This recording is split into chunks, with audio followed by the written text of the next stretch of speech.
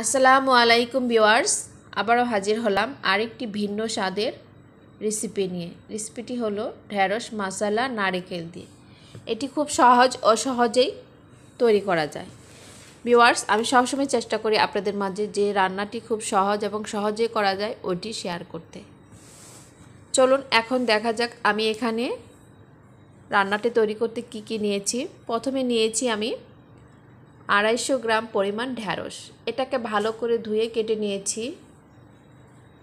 নিয়েছি কাঁচামরিচ, আদা রসুন পেস্ট, ধনিয়া জিরা গুঁড়া, রসুন পেস্ট, আদা পেস্ট, মরিচ গুঁড়া, হলুদ গুঁড়া, নারিকেল পেস্ট, দুটো পেঁয়াজ কুচি আর কাঁচামরিচ।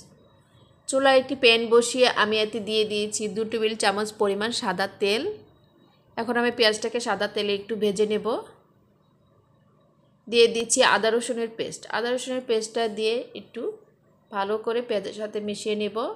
এখন দিয়ে দিচ্ছি জিরা গুঁড়া ও ধনিয়া গুঁড়া, আরও দিচ্ছি হলুদ ও মরিচের গুঁড়া।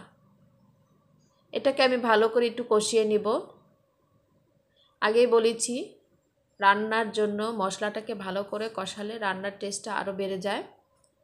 এখন আমি কিছুটা পানি অ্যাড করছি মশলাটা ভালো করে কষানোর জন্য। যতক্ষণ না মশলাটা কষানো হয় উপরে তেল চলে আসে ততক্ষণ আমি অপেক্ষা করব। এখানে অ্যাড করছি স্বাদ মতো লবণ। দেখুন দেখতে দেখতে আমার মশলাটা কষানো হয়ে গেছে, তেলটা উপরে চলে আসছে। এখন আমি দিয়ে দিয়েছি ঢেঁড়স।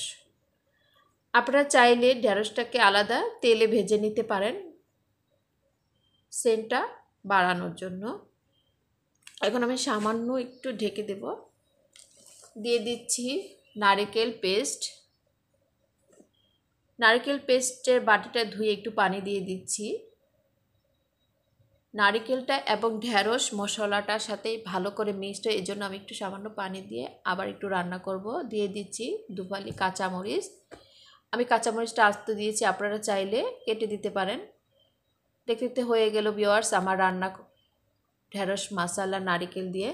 এখন আমি একটা বাটিতে ঢেলে নিচ্ছি। দেখতে কত সুন্দর এবং লোভনীয় লাগছে।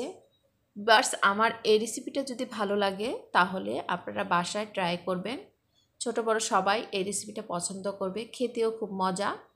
একটু দুধের সেন্ট আসে, নারিকেল যেহেতু খুব টেস্টি লাগে। ভিউয়ার্স, আমার এই রেসিপিটা যদি ভালো লেগে থাকে আমাকে লাইক শেয়ার কমেন্টস করে জানাবেন এবং আমার চ্যানেলের পাশেই থাকবেন। আল্লাহ হাফেজ।